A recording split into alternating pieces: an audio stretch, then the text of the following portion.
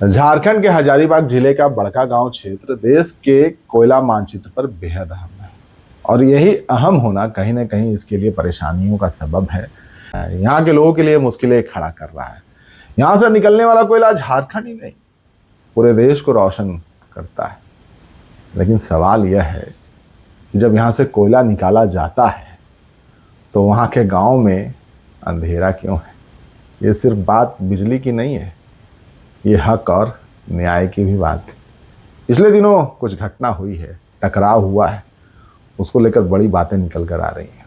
कहाँ जड़ है, कहाँ समस्याओं का जड़ है। पुश्तैनी जमीन है उनकी, खनन परियोजनाओं में ली जाती है, यही उनकी आजीविका की पहचान, और कहीं ना कहीं दोनों का नुकसान है। मुआवजे के लिए जो लड़ाई चलती है, दर कम है, दर को लेकर चक्कर काटना पड़ता है, आंदोलन करना पड़ता है। क्या चल रहा है? कुछ तो चल रहा है। संवाद की कमी है, राजनीतिक इच्छा शक्ति की कमी है। इन सारी चीजों में नुकसान किसका है? बड़कागांव के लोगों का। इनका नुकसान है। इसी बातों को लेकर ये पूरा वीडियो कर रहे हैं। बहुत बड़ा सवाल है कि क्या रोजगार का संकट है? जमीन का अधिग्रहण हुआ, मुआवजे को लेकर अलग लड़ाई, रोजगार को लेकर संकट। क्या सिर्फ औपचारिकता ही रह गई है? कुछ दिन पहले बड़कागांव में जो घटना घटी है, जो टकराव हुआ है, कंपनी और ग्रामीणों के बीच जो झड़प हुई है, अधिकारी भी घायल हुए, ग्रामीण भी घायल हुए। अधिकारियों की तस्वीर आई, बड़े अस्पताल में इलाज हुआ, ग्रामीणों का इलाज कहाँ हुआ? कहाँ थे ग्रामीण? छुप रहे थे, बच रहे थे गिरफ्तारी से। अब ये थाने का घेराव आज हुआ है, माहौल और बिगड़ रहा है। अंत में सवाल यही है कि सबसे ज्यादा चोट किसको लगेगी? क्या ग्रामीणों को लगेगी, जिनका हक और सम्मान पहले से खतरे में है?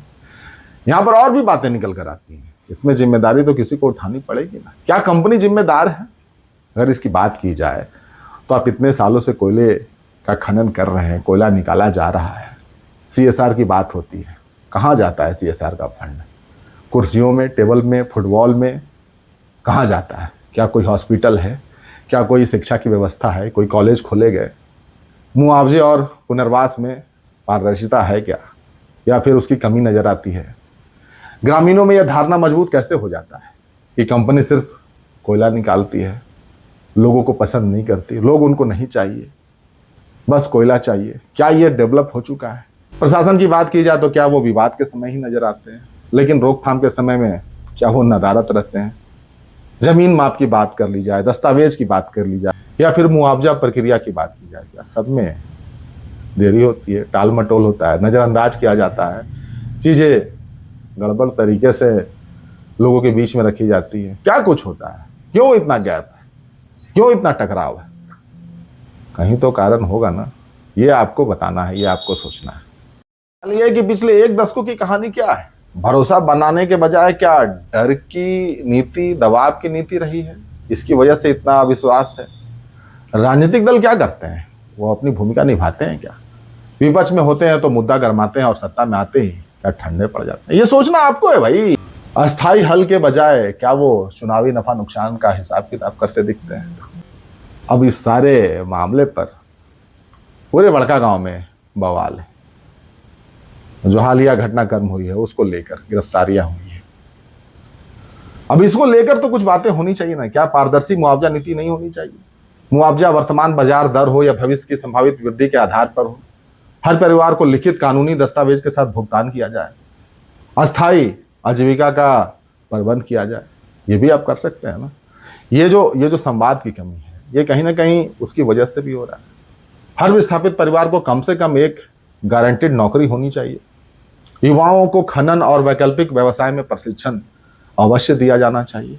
रोजगार की अगर बात करते हैं तो, और वाकई में गंभीरता दिखाना चाहते हैं तो पुनर्वास को लेकर क्या सुविधाएं दीजिए ना आप। नई बस्तियों में सड़क दीजिए, बिजली दीजिए, पानी, स्कूल और अस्पताल को तुरंत बहाल करवाइए। निर्माण कार्य में देरी हो तो जुर्माना लगाइए। संवाद मंच बनाइए ना, संवाद मंच, कि ग्रामीण आकर डायरेक्ट आपसे बात कर सके। यहाँ तो मामला ही अलग दिखने लगता है, चीजें बिगड़ने लगती हैं। आप समझ रहे हैं हम क्या कह रहे हैं? सारे विवादों में अगर संवाद सही तरीके से हो तो बहुत सारी चीजों का निपटारा हो सकता है। संवाद मंच होना चाहिए ना। कंपनी प्रशासन और ग्रामीण प्रतिनिधियों के बीच मासिक बैठक होती है क्या? शिकायत निवारण की समय सीमा तय है क्या? ये बस चलता रहता है। राजनीतिक जवाबदेही पर क्या कहा जा सकता है? ये तो भाई ना दबाव बनाया जा सकता है ना कुछ कहा जा सकता है, ये उनके ऊपर डिपेंड करता है। यहाँ पर यही कह सकते हैं ना कि विस्थापन और पुनर्वास पर एक सटीक रणनीति बननी चाहिए। वादा खिलाफी पर कानूनी कार्रवाई कीजिए। पूरे घटनाक्रम को अगर निचोड़ दें, अगर पूरे तरीके से क्या है पूरा घटनाक्रम, कह सकते हैं कि बड़का गांव सिर्फ कोयला नहीं देश को रोशनी देता है, लेकिन यह रोशनी पहले बड़का गांव के घरों में तो जले। कंपनी को लाभ हो रहा है, करोड़ों अरबों रुपए कमा रहे हैं। सीएसआर का फंड कहाँ है भैया? फुटबॉल में, कैरम बोर्ड में कहाँ है? अस्पताल कॉलेज है क्या? यहाँ समझना पड़ेगा ना आपको। कंपनी ठीक है काम कर रही है तो कमाएगी, लेकिन यहाँ के लोगों पर भी ध्यान देना पड़ेगा। प्रशासनिक जिम्मेदारियां हैं, न्याय की उम्मीद लोग करते हैं, राजनीतिक ईमानदारी, इस पर क्या ही कहा जाए। ये सारी चीज़ें अगर एक पटल पर आएंगी तो चीज़ें सुधर जाएंगी, और जब तक नहीं तब तक संघर्ष तो ये चलेगा। कोयले से निकली कमाई का पहला हक यही कहेंगे कि उसी मिट्टी के लोगों का होना चाहिए, और यही न्याय और यही विकास है।